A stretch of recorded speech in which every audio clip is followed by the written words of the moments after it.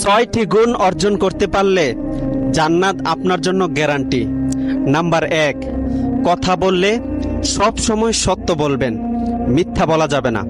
Number 2, ওয়াদা করলে তা পূর্ণ করবেন, ভঙ্গ করা যাবে না। নাম্বার 3, আমানতের যথাযথ রক্ষা করবেন, খেয়ানত করা যাবে না। নাম্বার 4, সব সময় নিজের লজ্জাস্থানের হেফাজত করতে হবে।